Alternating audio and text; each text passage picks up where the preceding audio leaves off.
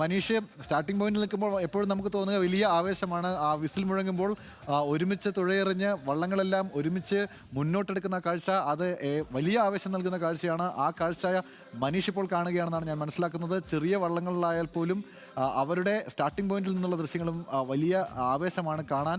ഒപ്പം തന്നെ ഇനി ചുണ്ടൻ വള്ളങ്ങളുടെ ട്രാക്ക് എൻട്രി നടക്കാൻ പോകുന്നു. അപ്പോൾ എങ്ങനെയാണ് സ്റ്റാർട്ടിംഗ് പോയിന്റിലെ വിശേഷങ്ങൾ?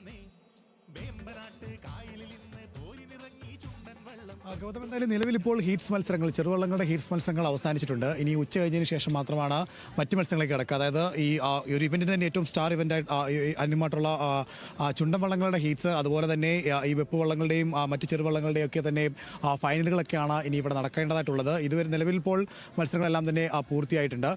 എന്തായാലും വലിയൊരു ആവേശം സ്റ്റാർട്ടിംഗ് പോയിന്റിന്റെ ഭാഗത്തും എല്ലായ്പ്പോഴും ഉണ്ടാകാറുണ്ട്. പ്രത്യേകിച്ച് ഈ ഫിനിഷിംഗ് പോയിന്റിൽ ഉണ്ടാകുന്ന പോലെ തന്നെ എപ്പോഴും വളരെ സങ്കോചിതമായിട്ട് ഉള്ളൊരു സാഹചര്യമാണ് എപ്പോഴും സ്റ്റാർട്ടിംഗ് പോയിന്റിൽ ഉണ്ടാകുക. പ്രത്യേകിച്ച് ഇപ്പോൾ പുതിയ തരത്തിലുള്ള ഒരു ഡിവൈസ് ഒക്കെ ഉപയോഗിച്ച് സ്റ്റാർട്ടിംഗ് ഏറ്റവും മനോഹരമായിട്ട് അതിൽ പരാതികളൊന്നും ഇല്ലാതെ നടപ്പിലാക്കാൻ വേണ്ടിയുള്ള ശ്രമങ്ങൾ കഴിഞ്ഞ ഏതാനും വർഷങ്ങളെ തന്നെ തുടരുന്നുണ്ട്. പക്ഷേ അപ്പോഴും അത് വളരെ പ്രധാനപ്പെട്ട ഒരു ഇവന്റ് കൂടെയാണ് ഈ സ്റ്റാർട്ടിംഗ് എന്ന് പറയുന്നത്. കാരണം ഒരു ശക്തമായ ഒരു മികച്ച സ്റ്റാർട്ടിംഗ് കിട്ടിയെങ്കിൽ മാത്രമേ മികച്ച വേഗത്തിൽ അവിടെ ഫിനിഷ് ചെയ്യാൻ കഴിയുള്ളൂ. അതുകൊണ്ട് എപ്പോഴും വളരെ ശ്രദ്ധേയമാണ് ഈ സ്റ്റാർട്ടിംഗ് പോയിന്റ് ഉള്ളതാണ്. ഇവിടെയും ആരാധകരുടെ വലിയൊരു സംഘം എത്തും. എല്ലാവരും ചുണ്ടൻവള്ളങ്ങളുടെ ഹീറ്റ്സിന് വേണ്ടിയാണ് കാത്തിരിക്കുന്നത്. അതുകൊണ്ട് തന്നെ ഇപ്പോൾ ഉച്ചഭക്ഷണത്തിൻ്റെ ഒരു ചെറിയ ബ്രേക്കാണ്. അതുകൊണ്ട് ബാക്കിയുള്ളവർ അതിനോടൊപ്പം തന്നെയായിരിക്കും എത്തുക. കുറച്ച് താമസം ഉണ്ടാകും അവരോട് എത്തുന്നതിന് വേണ്ടി.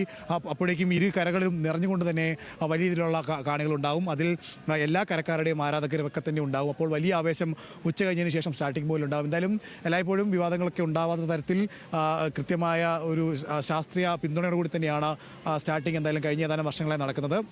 കൃത്യസമയത്ത് തന്നെ എല്ലാ വള്ളങ്ങൾക്കും ഒരേ സമയം സ്റ്റാർട്ട് ചെയ്യാൻ കഴിയുന്നു അടക്കമുള്ള കാര്യങ്ങൾ ഉറപ്പുവരുത്തുകയാണ് ഇതിലൂടെ ചെയ്യുന്നത്. എന്തായാലും വലിയൊരു ആവേശം എപ്പോഴും ഉണ്ട്. വിവാദങ്ങളൊന്നും ഉണ്ടാകാതെ, പ്രശ്നങ്ങളൊന്നും ഉണ്ടാവാതെ കൃത്യമായി നടപ്പിലാക്കാൻ കഴിഞ്ഞ വർഷങ്ങളിൽ കഴിഞ്ഞിട്ടുമുണ്ട് എന്നുള്ളത് ശ്രദ്ധേയമാണ്. എന്തായാലും ഉച്ച കഴിഞ്ഞതിന് ശേഷമുള്ള ചുണ്ടൻ വള്ളങ്ങളുടെ ഹീറ്റ്സിലായിരിക്കും കൂടുതൽ ആവേശത്തിലേക്ക് കാര്യങ്ങൾ വരിക. എന്തായാലും നിലവിൽ ഇപ്പോൾ ഹീറ്റ്സ് മത്സരങ്ങളൊക്കെ തന്നെ അവസാനിച്ചിട്ടുണ്ട്. ഇനിയും ഉച്ച കഴിഞ്ഞതിന് ശേഷം സ്റ്റാർ മത്സരമായിട്ടുള്ള ചുണ്ടൻ വള്ളങ്ങളുടെ 21 ചുണ്ടൻ വള്ളങ്ങളാണ് മത്സരിക്കുന്നത്. അവരുടെ ഹീറ്റ്സ് ആരംഭിക്കും. അതിനോടൊപ്പം തന്നെ ചെറുവള്ളങ്ങളുടെ ഫൈനലും ഇവിടെ ആയിരിക്കും ഉച്ച കഴിഞ്ഞ ശേഷം നടക്കാം. എന്തായാലും വലിയൊരു ആവേശം തന്നെയുണ്ട്.